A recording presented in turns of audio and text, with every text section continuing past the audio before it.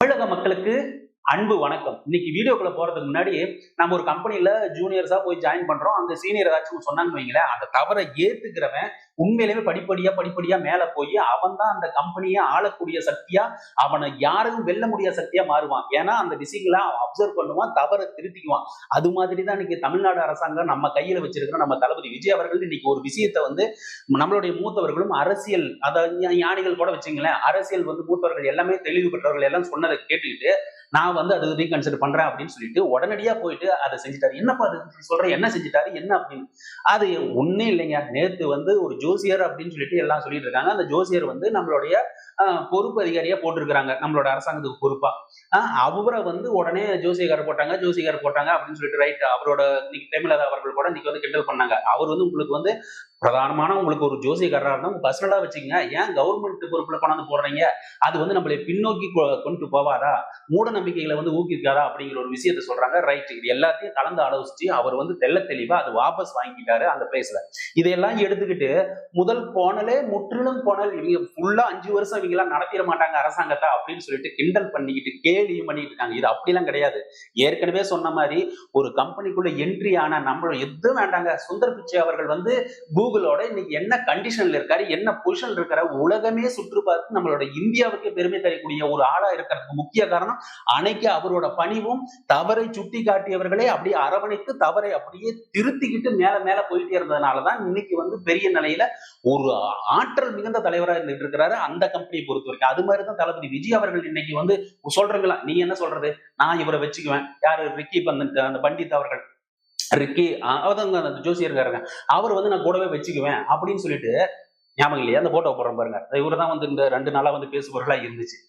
இவரை வச்சுக்கிட்டீங்க அப்படின்னு சொல்லிட்டு யாரு கம்யூனிஸ்ட் கட்சியில இருந்து நம்மளுடைய முன்னாள் முதலமைச்சர் மாண்புமிகு ஸ்டாலின் ஐயா, அப்புறம் எதிர்கட்சி தலைவர் இந்த பக்கம் இருக்கிற பிரேமலதா அவர்கள் அத்தனை பேருமே சொன்னாங்க. அத்தனை பேரையுமே ஏத்துக்கிட்டாங்க. தொல் திருமாவளவன் ஐயா கூட கொஞ்சம் சொன்னாங்க, ஒரு விஷயத்த சொன்னாங்க.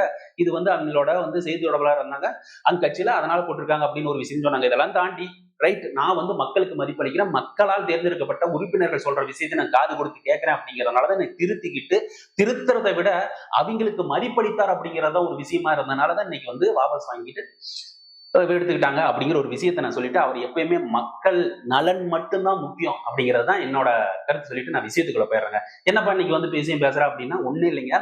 இன்னைக்கு சட்டசபைக்குள்ள நடந்த விஷயங்கள், அது உதயநிதி ஸ்டாலின் அவர்கள் நிறைய விஷயத்த தளபதி விஜய் அவர்கள், அதாவது முதலமைச்சர் விஜய் அவர்கள் நோக்கி விட்டாரு. அதுக்கு நாமளும் பதில் சொல்லணும் இல்லையா? அங்க ரைமிங்ல தூள் கிளப்பிட்டாரு நம்மளுடைய முதலமைச்சர் விஜய் அவர்கள். நல்ல ரைமிங்க, உண்மையிலுமே சொல்றேன். அதையெல்லாம் தாண்டி எனக்கு சில விஷயங்களை ஷேர் பண்ணணும்னு தோணுது. ஒண்ணு, இன்னொரு விஷயம் பாத்தீங்கன்னா, தளபதி விஜய் அவர்கள் எல்லாத்துக்கும் தான் சிம்ம சொப்பனமா இருந்தாரு. பிரதானமான ஒரு பெரிய ஆளுங்கட்சியா உட்கார்ந்துருக்காரு. இதெல்லாம் தாண்டி இங்க ஒருத்தருக்கு பெரிய தலைவலியா இருந்துருக்குங்க. அதுவும் யாருன்னு தெரியுமா? நம்மளுடைய சிங்கம் சூர்யா அவர்களுக்கு தான். சிங்கம் சூர்யாவா? அவரு என்னையா பாவம் பண்ணாரு? அவர் அரசியலுக்கும் அதுக்கும் தூரத்திலே இருந்துட்டு இருக்கிறாரு. தளபதி விஜய்க்கும் அவருக்கு என்ன ஃப்ரெண்ட்ஸ் ஒரு காலத்துல, இப்பயும் ஃப்ரெண்ட்ஸ் தான். என்ன பண்ணாரு பார்ப்போம். தளபதி விஜயால் அவருக்கு தொந்தரவு, என்ன தொந்தரவுன்னு சொல்லிட்டு டீட்டெயிலா பார்ப்போம். அதுக்கு அடுத்துதான் அதாவது போனீங்கன்னா, பிரேமலதா அவர்கள் இன்னைக்கு சட்டசபையில ஒண்ணு பேசியிருக்கிறாங்க ஒரு விஷயத்த. அதை தாண்டி சட்டசபைக்கே வராத ஒருத்தர் இன்னைக்கு ஒரு விஷயத்த சொல்லிக்கிறார். யாருன்னு கெஸ் பண்ணுங்க பார்ப்போம். போன தடவை பிரதானமா இருந்தாரு, யாரும் இல்லைங்க, நம்ம ஸ்டாலின் ஐயா தான். அவர் சட்டசபைக்கே வரலினாலும் இன்னைக்கு ஒரு விஷயத்த அறிக்கை மாதிரி கொடுத்திருக்காரு. அதுக்கும் நம்ம பதில் சொல்ல வேண்டிய கட்டாயத்தில் இருக்கோம். அதனாலதான் நம்ம எப்பயும் ரெக்வஸ்ட் பண்றது, நம்ம வீடியோவை பாருங்க, ஷேர் பண்ணுங்க. நம்ம அதாவது தப்பு தப்பா எடுத்து சொல்றவங்களுக்கும் நாம சொல்ற விஷயங்கள் அவங்களுக்கு பதிலடியா இருக்கும்னு சொல்லிட்டு நம்ம எப்பயும் ரெக்வஸ்ட் பண்றது, subscribe button bell icon click பண்ணுங்க. நம்ம போடுற வீடியோ நோட்டிபிகேஷன் உங்களுக்கு வரும். அதே சமயத்தில் லைக்கும் ஷேரும் கொடுத்தீங்கன்னா நீங்க பார்த்த உணர்வு மற்றவர்களும் அதே உணர்வை பெறுவார்கள் அப்படின்னு சொல்லிட்டு விஷயத்துக்குள்ள போயிடலாங்க. எந்த விஷயத்தை எடுத்து பேசுறது? ஒண்ணு ஸ்டாலின் ஐயாவும் பிரேமலதா அவர்கள் பேசுனது இருக்கிறதா, இல்ல முதல்ல உதயநிதி ஸ்டாலின் அவர்கள் பேசுனதுங்களா, இல்ல சூர்யா அவர்கள் எப்படி தாக்கப்பட்டார், அதாவது எப்படி பாதிச்சார் அப்படிங்கிறது பார்க்கலாமா? வேணாம். உதயநிதி ஸ்டாலின் அவர்கள் தான் நமக்கு பிரதானமான எதிர்கட்சி. அங்கிருந்தே ஆரம்பிப்போம். ஒண்ணு இல்லைங்க, அவர் எந்திரிச்சாரு, பேசினாரு, எல்லாம் சரிதான், வாழ்த்தினாரு, எல்லாம் ரைட்டு. ஆனா ஒரு விஷயத்த சொல்றாரு, புஷ்பா ஆட்சி தான் நடக்குது அப்படின்ட்டு. என்னடா அது புஷ்பா ஆட்சி? புஷ்பா புருஷன் மாதிரி புஷ்பா ஆட்சி அப்படின்னு பார்த்தா, ஆமாங்க. அதாவது புஷ்பா படத்துல நம்ம புஷ்பா கோபம் வந்துடும். பொண்டாட்டி சொன்ன உடனேயுமே இது பொண்டாட்டி சொன்னாங்கன்னு சிஎம் கிட்ட போய் போட்டோ எடுக்கும்போது, போட்டோ எடுக்கிற டைம்ல வில்லன் போட்டோ எடுக்க விட மாட்டாரு. யார் வில்ல மீன்ஸ் அந்த சீஃப் மினிஸ்டர் போட்டோ எடுக்க மாட்டேன், நீங்க எல்லாம் ரவுடி பையன் கூட போட்டோ எடுப்போம் அப்படின்னு சொன்னது கோவம் நான் இதே இடத்துல இத்தனாம் தேதி நான் போட்டோ எடுக்கிறேன், அப்படி சிஎம் கூட. ஆனா சிஎம் நீயா அப்படிங்கிற ஒரு சந்தேகத்துல சொல்லி கூட வந்த நம்ம மினிஸ்ட்ரியா எம்எல்ஏவோ அவரை வந்து சிஎம் ஆக்கி போட்டோ எடுத்துட்டு செலிப்ரேட் பண்ணுவார். இது மாதிரிதான். அப்போ யாராருக்கெல்லாம் எங்கெங்க பணம் போகணுமோ அதுல சோஃபாவுல பணத்தை நிரப்பி நிரப்பி நிரப்பி எங்கெங்கெல்லாம் போகுதோ அங்கெல்லாம் கொண்டு போய் வச்சு விலைக்கு வாங்குறது, இல்ல அவனை மிரட்டுறது, இந்த வச்சுக்கோ அப்படின்னு சொல்றது, பணத்தை சோஃபால மறைச்சு கொண்டு போய் வைப்பாங்க அப்படிங்கிற ஒரு விஷயம் தான் இந்த புஷ்பா படத்துல இருக்குது. அதுதான் இங்க சொல்றாங்க புஷ்பா ஆட்சி நடக்குதா. ஏன்னா நீங்க பார்த்திருப்பீங்க, விடுதலை சிறுத்தை கட்சிகள் ஆபீஸ்க்கு போறதுக்கு முன்னாடி ஒரு சோஃபா போச்சுங்கிறாங்க. அந்த பக்கம் சிவி சண்முகம் அவர்களோட ஆபீஸ்க்கு போறதுக்கு அங்க ஒரு சோஃபா போச்சுங்கிறாங்க. இப்படி மரியாதை நிமித்தமாக போறதுக்கு முதலமைச்சர் அப்படின்னு இப்போ நம்ம வீட்டுல வந்து யாரோ ஒரு உறவினர் வராங்க, நம்ம வீட்டை அப்படியே திறந்து போட்டு அப்படி கூட்டாம எதையும் கிளீன் பண்ணாம அப்படியே வச்சுட்டு வாங்கினா வரவிருப்போம். வர்றதுக்கு முன்னாடி சோஃபாக்கு பழம் தட்டி வீட்டுல இருக்கிற கட்டலு பெட்ரூமு இது எல்லாத்தையும் அட்டூர் அடிச்சு எல்லாம் பாக்குறதுக்கு அப்படியே பொலிவோட இருக்கணும். ஏன்னா வர்றது வந்து நம்மளுடைய நெருக்கமான உறவினர்கள். நம்மளோட பிள்ளைகளை கொடுக்கறது, நம்ம பிள்ளை கட்டி கொடுப்போம், இல்ல பொண்ணு எடுப்போம், இது மாதிரி விஷயங்கள்லாம் இருக்கிறனால அவங்க நம்ம மேல ஒரு அட்ராக்ஷன் வரணும் அப்படிங்கிறதுக்காக நாம வந்து சுத்தபத்தமா நம்ம காட்டுவோம். அது மாதிரிதான் ஒரு நாட்டோட ஒரு மாநிலத்தோட முதலமைச்சரே வராரு அப்படிங்கும் போது சோஃபா வந்து ஒரு டேமேஜான இருக்குன்னு வச்சுக்கலாம், புது சோஃபா போடுற தப்பே இல்லையே. இது அவங்களுக்கு கட்சிக்காரங்க அவங்களுக்கு செய்யற விஷயத்த கொண்டாந்து எங்க நுழைக்கிறீங்க ஐயா உதயநிதி ஸ்டாலின் அவர்களே. சோஃபாக்கு ஆட்சி நடக்குது அப்படின்ட்டு சரி ரைட்டுங்க. நீங்க ஒரு ஹிஸ்டரி எடுத்து வச்சு பேசுவீங்க, ஒரு வரலாறு மிக்க ஒரு விஷயத்தை எடுத்து சொல்லுவீங்க. நம்ம தளபதி விஜய் அவர்கள் வந்து என்ன சொன்னாரு, முதலமைச்சர் விஜய் அவர்கள் இந்த சபாநாயகர் வந்து எவ்வளவு பெரிய ஒரு கொடுமையான வேலை, எவ்வளவு ஒரு கஷ்டமான வேலை அப்படிங்கறது தெல்ல தெளிவா ஒரு ஹிஸ்டரியில இருந்து ஒரு கதை எடுத்து, இங்கிலாந்து கதைன்னு நினைக்கிறேன், இங்கிலாந்து ஸ்டேட் கண்ட்ரியில் இருக்கிற ஒரு கதையை எடுத்து ஏதோ சொன்னாரு. அருமையான கதையா இருந்துகிட்டு இருக்குது. சோ அப்படிப்பட்ட விஷயங்கள் வந்து பல இளைஞர்களுக்கு வந்து பாருங்க இத்தனை நாள் வரைக்கும் அந்த சபாநாயகர் ஏன் உட்கார்ந்துட்டு இருந்தாரு, எதனால அப்படிங்கிற ஒரு ஹிஸ்டரி வந்து அழகா எடுத்து சொன்னார். அது மாதிரி ஒரு வரலாறு எடுத்து சொல்லி தளபதி விஜய் அவர்கள், முதலமைச்சர் விஜய் அவர்களை நீங்க வந்து விமர்சனம் செஞ்சாலோ இல்ல வந்து உங்களோட கருத்துக்களை சொல்லியிருந்தாலோ நாங்க அக்செப்டட். ஆனா கொண்டு போய் படத்தோட மிக்ஸ் பண்ணிக்கிறீங்களே, நீங்க ப்ரொடியூசர் அப்படிங்கிற ஒரு ஐடியா, அந்த புத்தியை வந்து அடிக்கடி வந்து நிரூபிச்சுட்டே இருக்கிறீங்க. சரி ரைட். அடுத்த விஷயம் நீங்க என்ன சொல்றீங்கன்னா 1.72 கோடி மக்கள், அதாவது 1,72,00,000 பேரு தான் உங்களுக்கு வந்து ஓட்டு போட்டு இருக்கிறாங்க. ஆனா மீதி 3 கோடிக்கு மேல அது வந்து உங்களை வேண்டாம்னு ஓட்டு போட்டிருக்காங்கப்பா அப்படின்னு சொல்லிட்டு உதயநிதி ஸ்டாலின் கிண்டல் பண்ணிக்கிறாங்க. நான் இன்னொரு விஷயம் கேட்கிறேன், அந்த 1.72 அதாவது 1,72,00,000 பேரு உங்களை, அதாவது அண்ணா திராவிட முன்னேற்றம் திராவிட முன்னேற்றம் வர வேண்டாம் அப்படின்னு சொல்லிட்டு பெரும்பான்மையான எம்எல்ஏக்களை வந்து அங்க செலக்ட் பண்ணி வந்தது, தேர்வு செய்து வந்தது யாரால? மக்களால, தமிழ்நாட்டு மக்களால. அப்போ உங்களை வேண்டான்னு சொல்லிதானே வந்திருக்கிறாங்க. அந்த கருத்து ஏன் நீங்க எடுத்துக்க மாட்டேங்கிறீங்க? உங்களுக்கு சாதகமான கருத்துக்களை மட்டும் எடுத்து வச்சுட்டு இருக்கிறீங்க. இதையெல்லாம் தாண்டி அப்படியே கொஞ்சம் கொஞ்சமா அவர் அந்த பக்கம் அப்படியே போறாரு.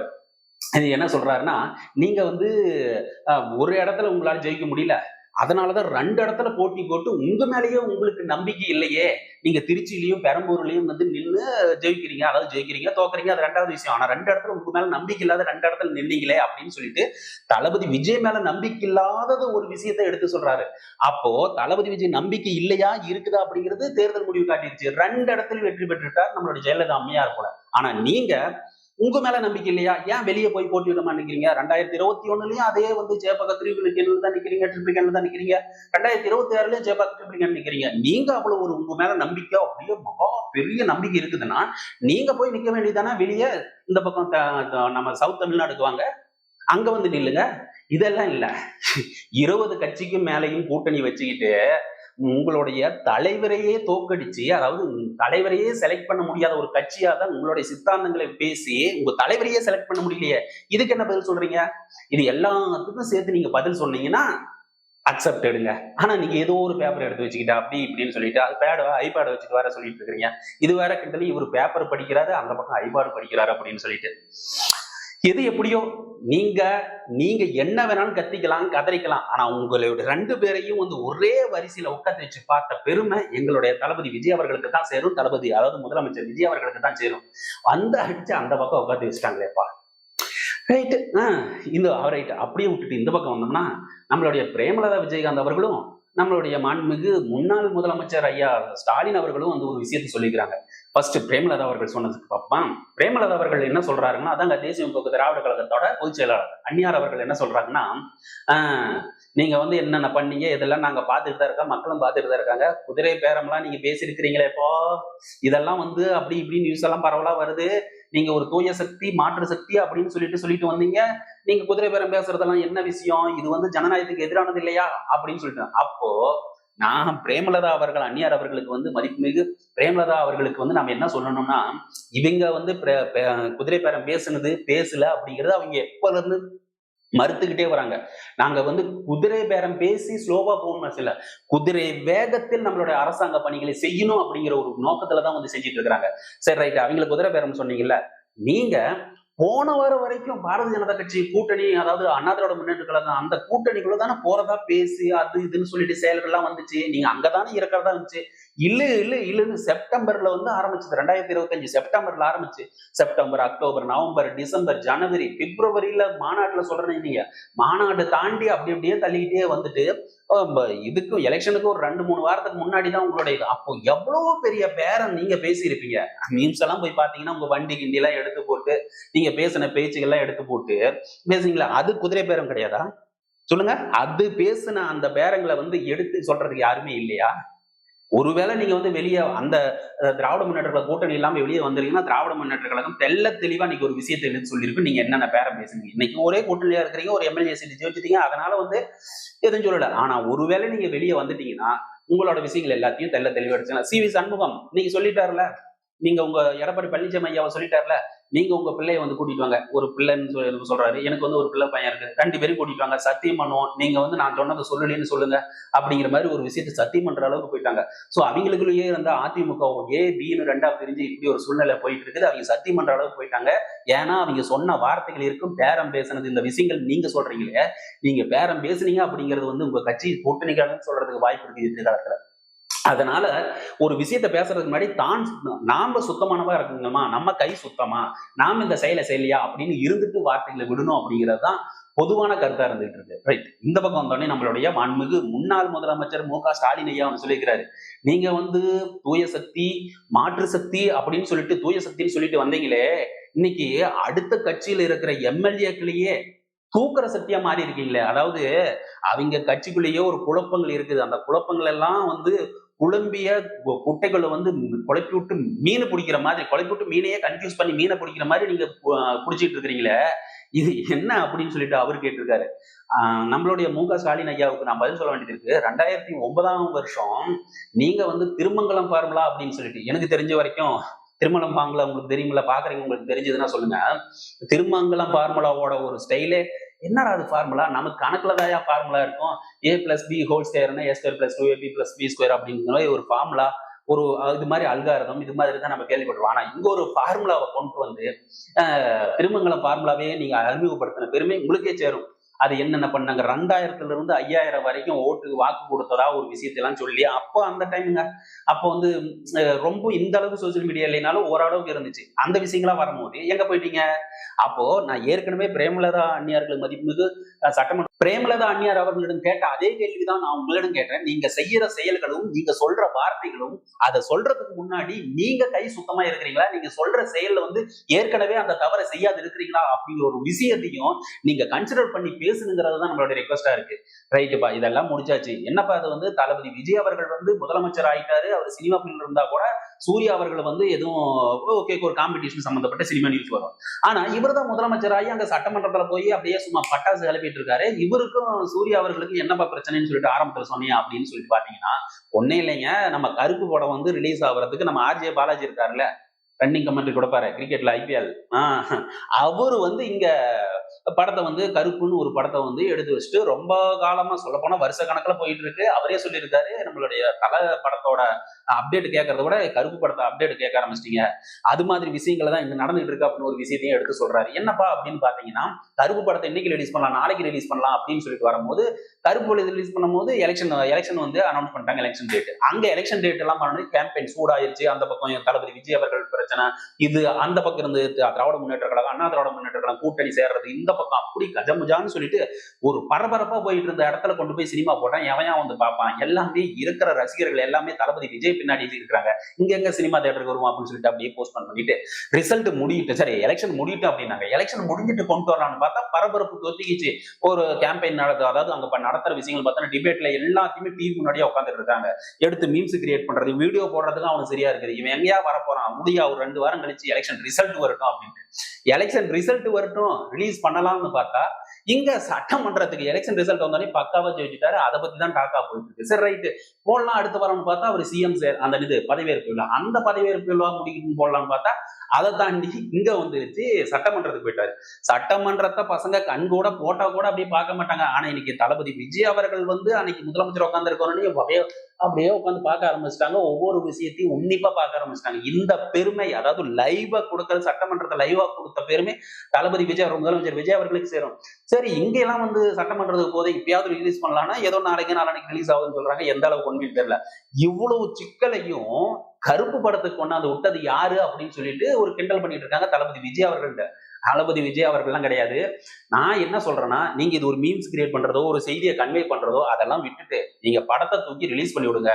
ரசிகர் உங்களுக்குன்னு ஒரு ரசிகர் கூட்டம் இருக்கும். அந்த ரசிகர் கூட்டம் தன்னபால உங்களோட படத்துக்கு தியேட்டர் நோக்கி வருவாங்க. ஒருவேளை நீங்கள் செய்த செயல்கள் நல்லபடியா இருந்தா தளபதி விஜய் அவர்களோட ஃபேன்ஸ் வருவாங்க, வரமாட்டாங்க அதெல்லாம் இல்ல. உங்களுக்கும் தனி ரசிகர் பட்டாளம் இருக்கும்ல, அந்த ரசிகர் பட்டாளருக்கு படத்தை எடுத்து ரிலீஸ் பண்ணுவாங்க. எவனா இருந்தாலும் பார்ப்பான். எந்த ரசிகரும் இந்த படம் நல்லதா இருந்துச்சுன்னா தியேட்டர்ல கொண்டாடி தீர்த்து விடுவார்கள் அப்படின்னு சொல்லிட்டு இந்த வீடியோ வர முடிச்சுக்கிறேன். மறக்காம இது வரைக்கும் வீடியோ பாத்தீங்கன்னா லைக்கும் ஷேரும் கொடுத்தீங்கன்னா நீங்க பார்த்த உணர்வு மற்றவங்களும் அதே உணர்வு பெறுவார்கள். Subscribe button bell icon click பண்ணீங்கன்னா நாம போடுற வீடியோ நோட்டிபிகேஷன் மொபைல் வரும்னு சொல்லிட்டு விடைபெறுகிறேன். நன்றி, வணக்கம்.